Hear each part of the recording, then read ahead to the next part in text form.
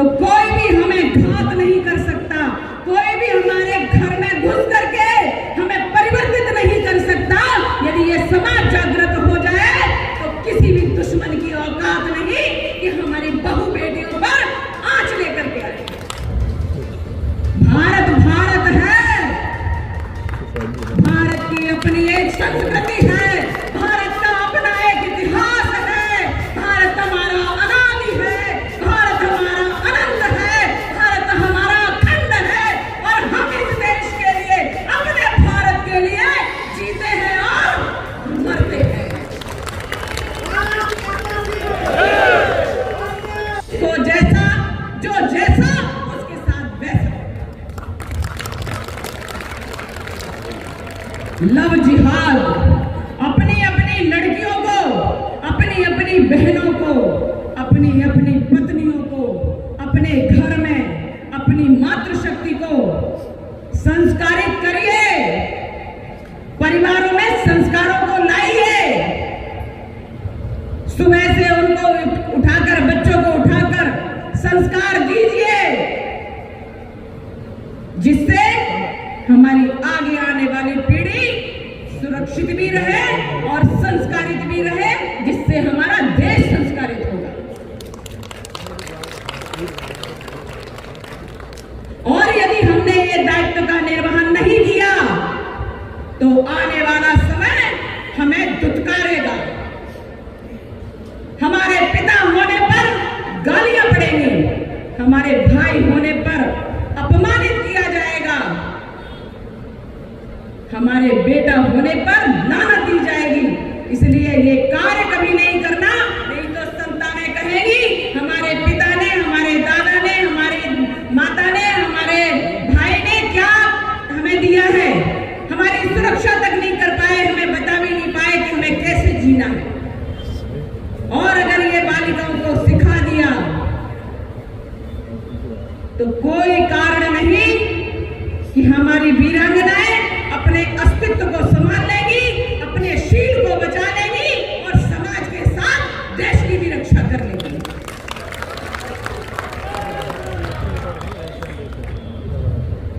महाराणा प्रताप इतिहास है हमारा।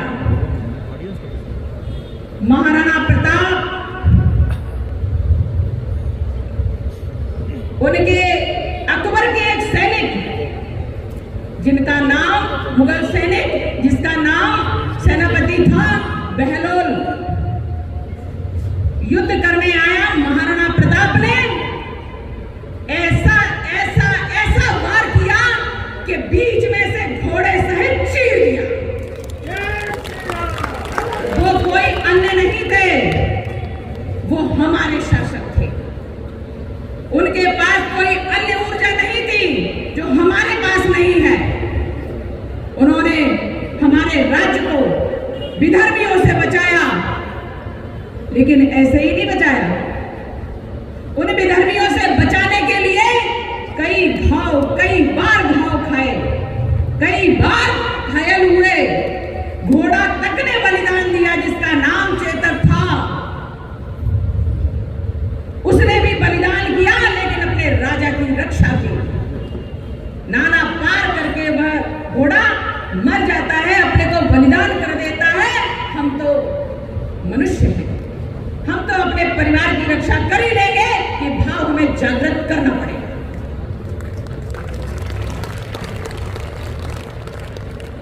और इतना ही नहीं, योद्धाओं की कोई सीमा नहीं है, वीरता की कोई पराकाष्ठा नहीं है। इसलिए उनके पुत्र महाराणा प्रताप के पुत्र अमर सिंह ने अकबर के चाचा को ऐसा भाला मारा कि जमीन में धंस गए। ये होती है वीरों की वीरता, ये होती है उनकी शान, कि मारना भी तो जड़ से समाप्त कर देना। मैं इतिहास बता रही हूं, वर्तमान आपको बनाना है, इतिहास अपने आप बन जाएगा। और इसलिए ये हमने नहीं कहा।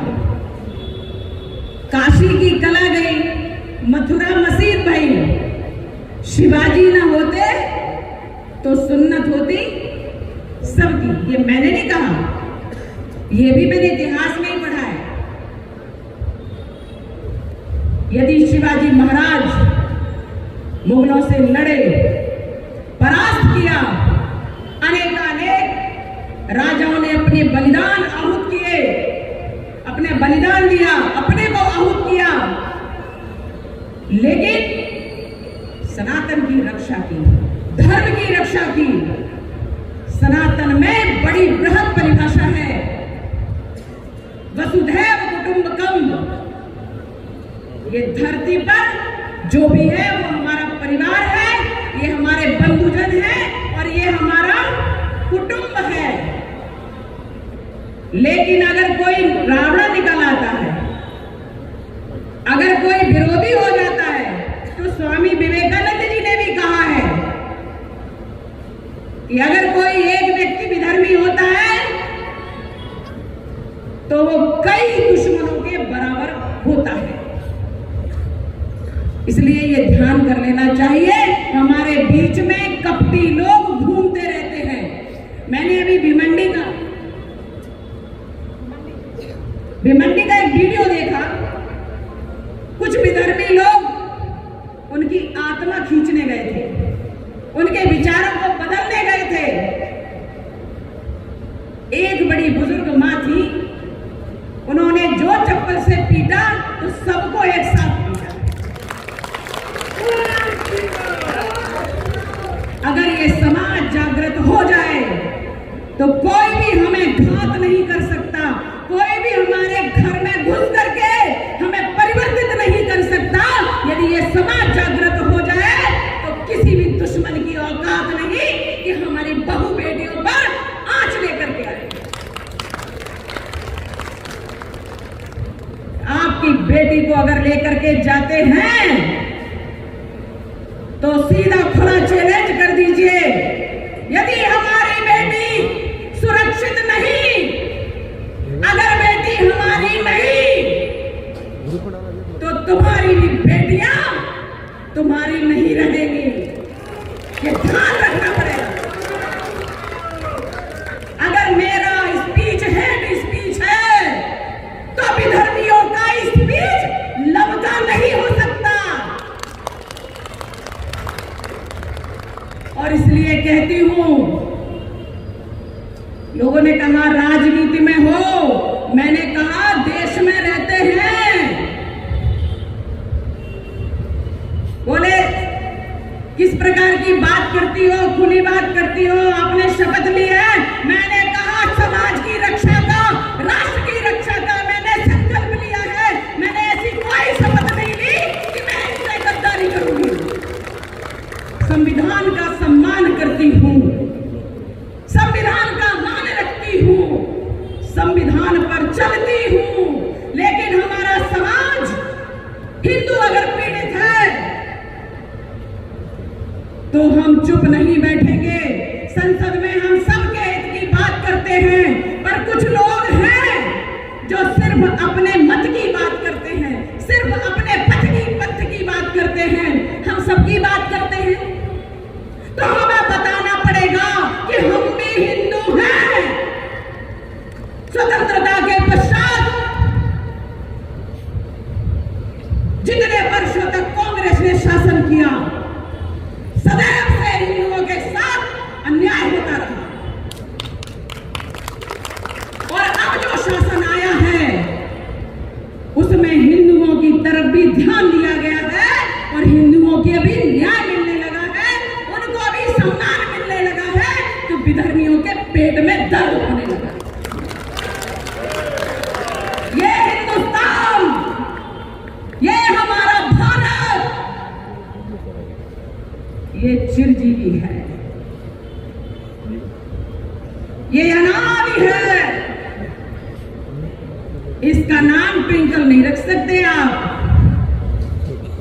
भारत भारत है, भारत की अपनी एक संस्कृति है, भारत का अपना एक इतिहास है, भारत हमारा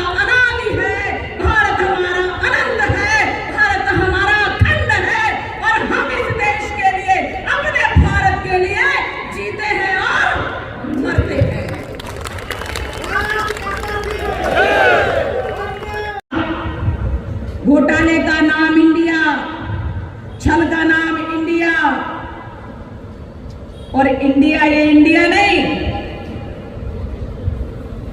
वो डॉट डॉट डॉट लगा के पता नहीं क्या कर दिया। मैंने कहा भारत का तो पर्यायवाची भी नहीं है इंडिया,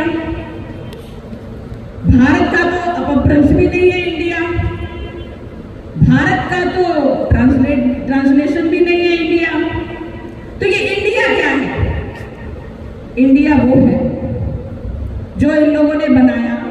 तमाम सारे भ्रष्टाचारी इकट्ठे हुए और भ्रष्टाचारियों को कोई नाम नहीं मिला, तो उन्होंने एक भ्रष्टाचार की दुकान को बंद करके एक पीछे के दरवाजे से निकल करके एक बोर्ड लगाया इंडिया,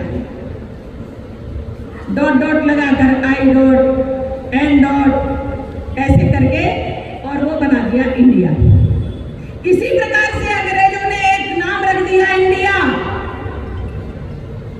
अंग्रेजी मानसिकता के लोगों ने स्वीकार कर लिया इंडिया, पर उनके माता पिता बता ही नहीं पाए कि भारत क्या है और इंडिया क्या है। मैं काले आया, मैं काले गया, कांग्रेस बनाई, फिर कांग्रेस आई, फिर कांग्रेस गई, छोड़ गई इंडिया। तो ये इंडिया हमें स्वीकार नहीं। क्या स्वीकार है? नहीं, नहीं तो प्रतिकार करना सीखिए, अपनी आवाज को बुलंद करना सीखिए, अपनी आवाज, अपने शब्द और उसमें भारत कहना सीखिए।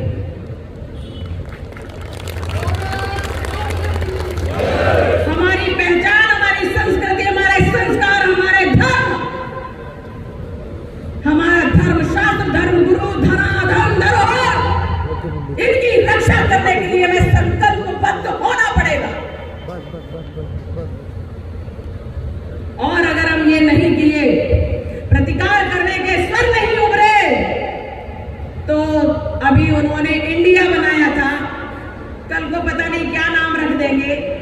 अभी तो उन्होंने देश का नाम ऐसा रखा, कल को आपकी संतानों के नाम बदल देंगे।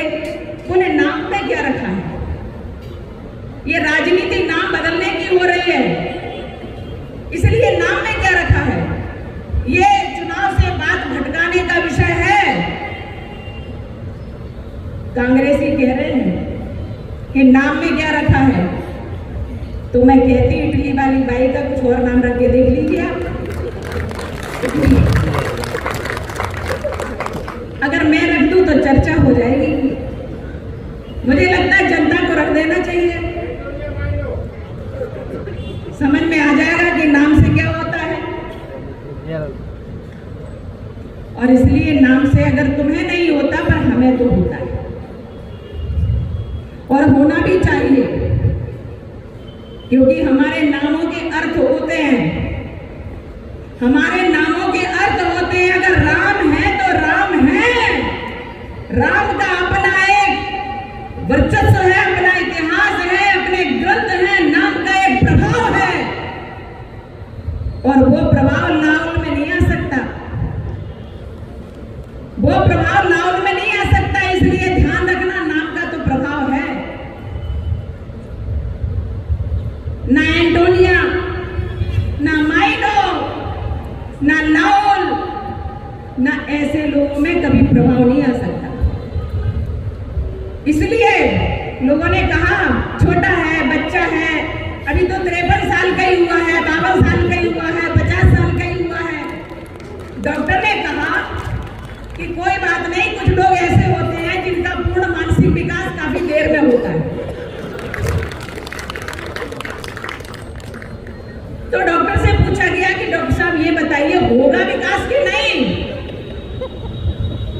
कि माननीय मोदी जी हमारे पूरे देश का विकास कर लेंगे, पता चला कि इस बुजुर्ग व्यक्ति का तो विकास ही नहीं हुआ। उन्होंने कहा होगा, ऐसा लगता है कि शायद हो जाएगा। जैसे ही वह बुजुर्ग व्यक्ति, बुजुर्ग भी नहीं कहेंगे, बच्चा बुद्धि कहेंगे, वह बच्चा बुद्धि देश के कहीं कहीं कोने में यूं करके निकलता है, अरे पता चला इसका तो बड़ा प्रभाव संस्कृति देख ली, देश के अलग अलग परिवेश, अलग अलग भाषा, अलग अलग वेश देख ली और देने के लिए एक पूरा देश देख लिया, उसका तो विकास हो गया, उसकी बुद्धि का विकास हो गया। ऐसे लोग मानते हैं, उनके लोग मानते हैं। अरे जरा सा भारत घूमा, जरा सा भ्रमण किया, उसमें इतना परिवर्तन आ गया कि थोड़ा सा बुद्धि आ गई, थोड़ा बुद्धि का विकास हो गया। अगर ये शुरू से भारत के रंग में रंग जाता, भारत की संस्कृति में पल जाता, भारत के ज्ञान को पढ़ लेता, भारत का ज्ञान पा लेता, तो वास्तव में आज बच्चा बुद्धि कम से कम युवाओं में तो गिना जाता। पीड़ा हमें ये नहीं कि एक बच्चे का विकास नहीं हुआ, पीड़ा ये है कि अविकसित बच्चे को देश का कर्णधार बनाने के लिए उसकी माता पूर्ण प्रयत्न कर रही है, क्योंकि उन्होंने भारत को खिलौना समझ लिया है, क्योंकि हमारा हिंदू अभी जागृत नहीं हुआ है। और अगर हिंदू जागृत हो जाता तो भारत की राजनीति इतने दिनों बाद परिवर्तित नहीं होती। भारत की राजनीति जिस दिन देश खंडित हुआ था उस दिन ही जागृत हो जाती और देश हमारा शक्तिशाली और अखंड देश होता।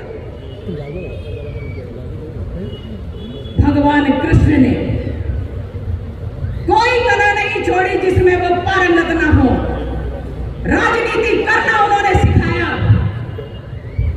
भगवान राम ने मर्यादा सिखाई और इसी धरा पर अवतरित होकर हम सबके जैसा जीवन जीकर भगवान स्वयं ये बता दिए कि हमें कर्म कैसे करना है। नाम पे ये भारत है, बनाइए वो भारत जो शेर के दांत जबड़ों में हाथ डालकर गिनते थे। बनाइए वो बालक, घर में संस्कार दीजिए। राम कोठारी, शरद कोठारी, जिन्होंने प्रभु राम के भव्य मंदिर के लिए बलिदान कर दिया अपने आप को। 500 वर्षों का इतिहास,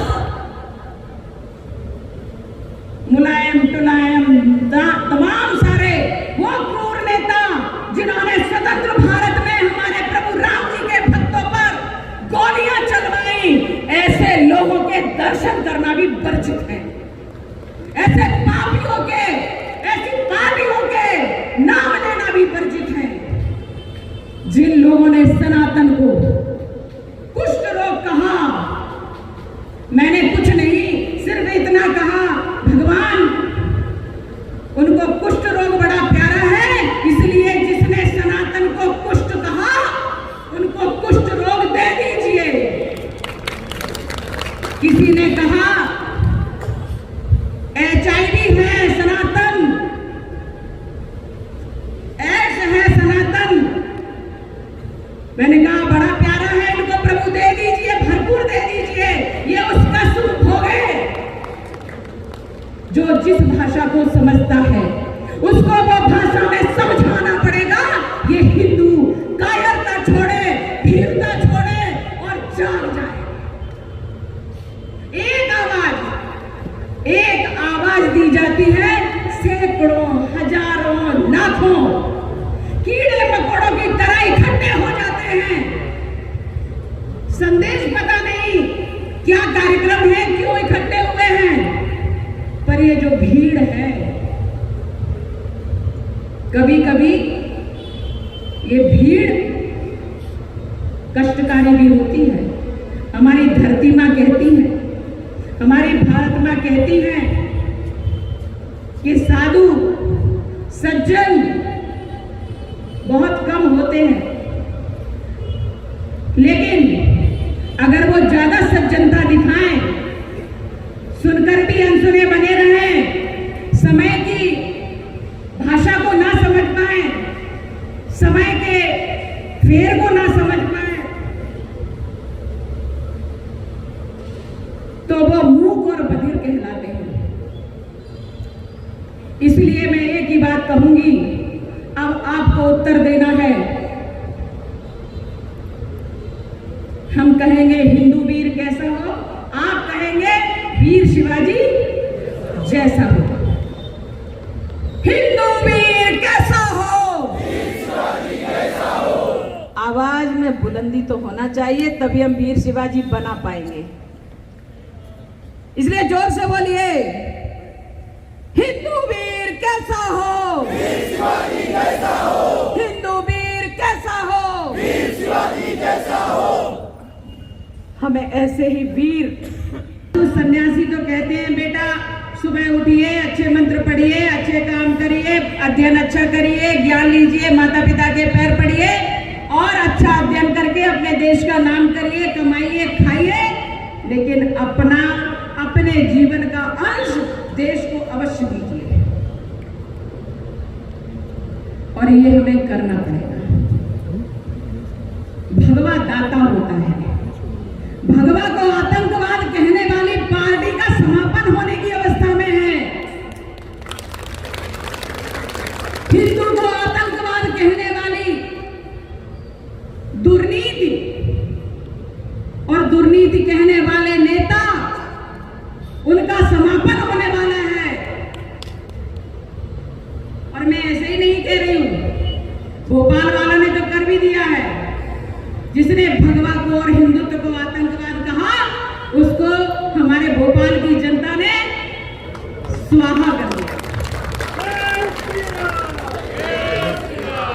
और ऐसे हवन हमें करना पड़ेंगे राजनीति में कि ऐसे विधर्मी बात करने वाले, धर्म को, हमारे धर्म को गाली देने वाले, राष्ट्र को गाली देने वाले तमाम छद्मवेशी, तमाम विधर्मियों को हमें जवाब देना पड़ेगा। अब आपको मैं बोलूंगी और आपको उत्तर देना है। क्या आप भारत की संतान हैं? दोनों हाथ उठा करके बोलिए, क्या आप भारत की संतान हैं? क्या आप भारत में रहते हैं? भारत में जन्म लिया है? भारत में खाते हैं? भारत में पीते हैं? भारत में संस्कार पाते हैं? भारत में ही अंतिम संस्कार होते हैं? तो ये धरा किसकी है? आपकी है। और यदि आपकी है तो इसकी रक्षा का दायित्व किसका है? फिर से बोलिए, इसकी रक्षा कौन करेगा? राष्ट्र की रक्षा कौन करेगा? भारत की रक्षा कौन करेगा? मातृ रक्षा कौन करेगा? मातृ रक्षा कौन करेगा? धर्म रक्षा कौन करेगा? राष्ट्र रक्षा कौन करेगा? धर्म ध्वजा रक्षा कौन करेगा? धर्म शास्त्र रक्षा कौन करेगा? धर्म गुरु रक्षा कौन करेगा? धना माने स्त्री होता है, इसलिए धना की रक्षा कौन करेगा? और जब सब हम करेंगे तो ये भारत को भारत ही कहेंगे, भारत को कुछ और नहीं होने देंगे। ये कौन करेगा? हम करेंगे।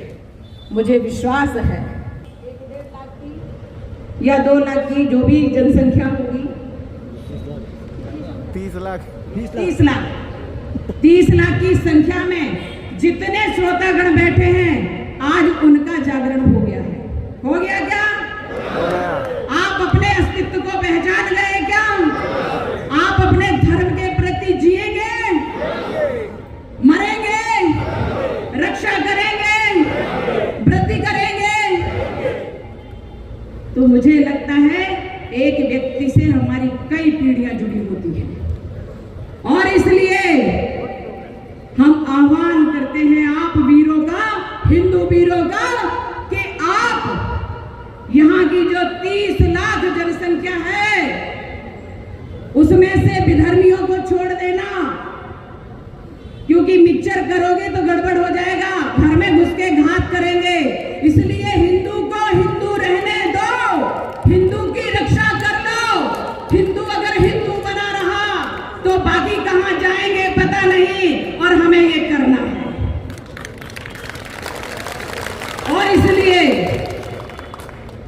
जो देश के लिए जीता है, हमारी परिभाषाएं बड़ी अच्छी हैं, जो देश के लिए जीता है, जो देश के लिए मरता है, जो देश के लिए कर्म करता है, वो राष्ट्रभक्त कहलाता है। लोग मुझसे पूछे कि आप मुस्लिमों से घृणा करती हो। मैंने कहा घृणा करती तो शायद आज बहुत कुछ कर लेती, पर मैं घृणा नहीं करती, सन्यासी हूं। मैं घृणा नहीं करती, मैं उनके भी अस्तित्व को जगाती हूं कि आपके भी पुरखे हिंदू हैं, आपके भी पुरखे हिंदू हैं, इसलिए घर वापसी कर लो। देश के लिए तुम भी जियो, देश के लिए तुम भी मरो। भारत माँ की संतान हो तो अपने अस्तित्व को पहचान लो, और अगर नहीं पहचानते तो हम भी आपको नहीं जानते। अब इसमें घृणा नहीं आती, इसमें घृणा नहीं आती। हम तो सीधे सी एक ही परिभाषा जानते हैं, प्रेम की परिभाषा, और वो प्रेम भगवान कृष्ण के जैसा है। वह प्रेम भगवान के कृष्ण जैसा है। अब आप तो समझदार हैं, इसलिए समझ लीजिए कि हमारे भगवान ने, हमारे ईश्वर ने जिस तरह से प्रेम किया अपने देश से, जिस तरह से प्रेम किया अपने राष्ट्र से, जिस तरह से सफाई की अपने देश की, पृथ्वी की, वही प्रेम मुझे आता है। इसलिए मैं अपने प्रेम को जिंदा रखूंगी और अपने देश के लिए जीऊंगी और देश के लिए मरूंगी। उन विधर्मियों ने जिन्होंने मुझे कारागृह में डाला, जो प्रताड़नाएं दी, प्रताड़ना देते देते देते देते थक गए। मैंने कहा कितना मारोगे, मार लो, पीट लो, खत्म कर दो, तोड़ दो, मुझे फर्क नहीं पड़ता। 6 साल बाद अगर मर गई तो 6 साल बाद पुनर्जन्म लेकर के 6 वर्ष की होंगी, तत्काल ही जन्म मिलेगा मुझे, मोक्ष के लिए कामना नहीं, फिर से जन्म लूंगी इस देश में। 6 वर्ष की थी तब इस देश में मैंने संकल्प लिया था, देश के लिए मरूंगी और देश के लिए जीऊंगी। सिर्फ 6 साल प्रतीक्षा कर लेना, मैं फिर से आऊंगी, फिर से देश के लिए जीऊंगी, फिर से देश के लिए मरूंगी, क्योंकि हम सनातनी हैं। हम तो यहाँ आते हैं, हमारी आत्मा नहीं मरती, शरीर पंचतत्व में विलीन होता है। मैंने कहा यहाँ जो राष्ट्रभक्ति, यहाँ जो मेरे ठाकुर बैठे हैं, उन तक तो मैं तुम्हें पहुंचने के लिए और नहीं पहुंचने दिया। इसलिए लोग कहते हैं बहुत ताव है, टूट गई है, चल नहीं पाती, तोड़ दिया, फिर भी नहीं मानती। मैंने कहा जब तक इस शरीर में चेतना है, तब तक मैं इस समाज को चेतना देती रहूंगी, और जिस दिन जाऊंगी मेरी आत्मा, मेरी चेतना हर हिंदू, हर सनातनी के मन में बस जाएगी, लेकिन विधर्मियों को कभी भी सहन नहीं करेगी और धर्म पर कभी आंच नहीं आने देगी। कर लिया उन्होंने 3 बार नार्को, कर लिया उन्होंने 3 बार ब्रेन मैपिंग, कर लिया उन्होंने 3 बार साइकोलॉजिकल टेस्ट, और कर लिए उन्होंने 3 बार एक कोई और टेस्ट, भूल गए, सब मनशीली टेस्ट होते हैं। लेकिन एक जागती एक सन्यासी और इतना बड़ा तंत्र, विधर्मी परास्त हुए। मैं परास्त इसलिए कह रही हूं कि जो वो चाहते थे, इस देश को भगवा आतंकवाद देश घोषित करवाना, हिंदू आतंकवाद देश घोषित करवाना, वो नहीं होने दिया। जितनी शरीर में दम है, ये देश के लिए है। इदम राष्ट्राय इदं मम। और इसलिए कहते हैं हम जैसे लोग मर सकते हैं, हम जैसे लोग जिंदा भी रह सकते हैं देश के लिए, और जो हम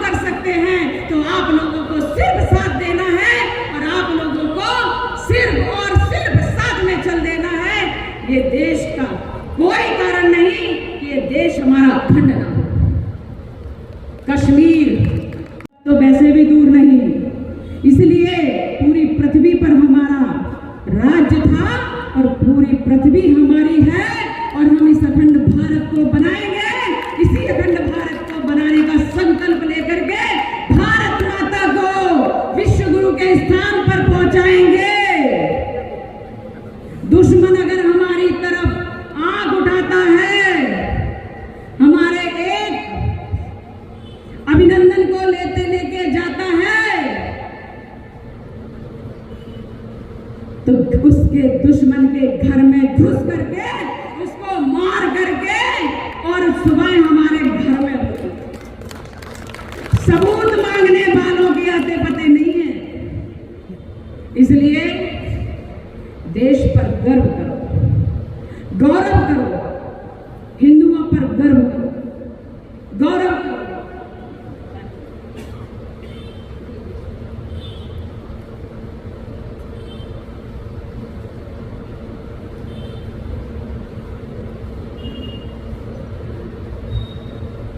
बहुत रात हुई, भोजन का समय हुआ, लेकिन मैं मानती हूँ कि आपके अंदर जो राष्ट्रभक्ति है वो आपको अभी तक यहाँ बिठाए हुए है। जोर से बोलेंगे, बोलो गणपति गजानन महाराज की जय, भोलेनाथ की जय, अम्बे मात की जय, हिंदू राष्ट्र की जय, अखंड भारत की जय, आज के आनंद की जय।